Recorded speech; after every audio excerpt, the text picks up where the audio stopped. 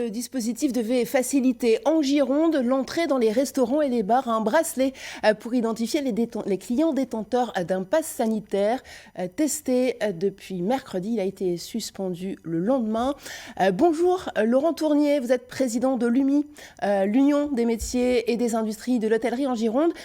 Pour bien comprendre, est-ce que vous pouvez nous expliquer plus simplement possible le dispositif ?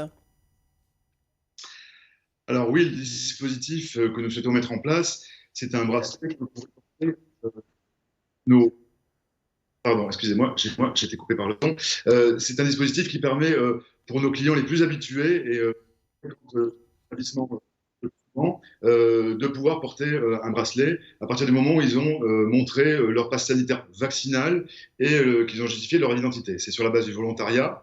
Et voilà. Et donc, ce n'est pas un dispositif qui remplace le passe sanitaire, mais c'est un dispositif qui l'accompagne et qui nous permet d'éviter de scanner et de vérifier le passe sanitaire 2, 3, 4 fois dans la même journée pour les mêmes clients. Ça peut servir pour nos clients d'hôtel qui viennent sur un long séjour et qui vont rester dans notre établissement et venir plusieurs fois dans le restaurant. Le client qui vient prendre son café tous les matins dans le même café, etc., etc.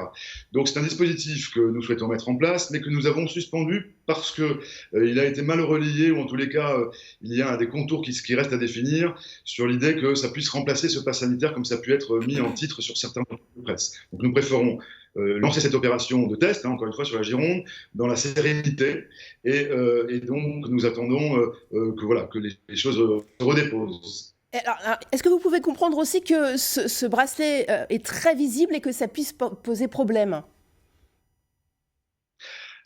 Alors d'abord, c'est sur la base du volontariat, donc on ne force personne à l'adopter, hein, bien évidemment. En général, ça va être pour des clients qui sont très très habitués des lieux.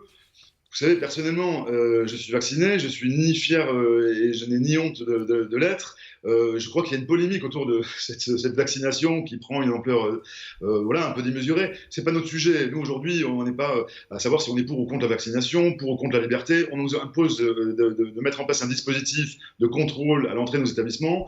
On souhaite juste essayer, sur une petite partie de notre clientèle, de le faciliter. Voilà, pour éviter, encore une fois, des situations ubuesques qui feraient qu'on va scanner la même personne. Alors justement, vous avez dit suspendu et non pas annulé. Comment vous pensez l'améliorer ? Écoutez, nous travaillons en étroite collaboration avec la préfecture depuis le début sur cette opération, avec l'UMI national également qui supporte ce test grandeur nature sur le département.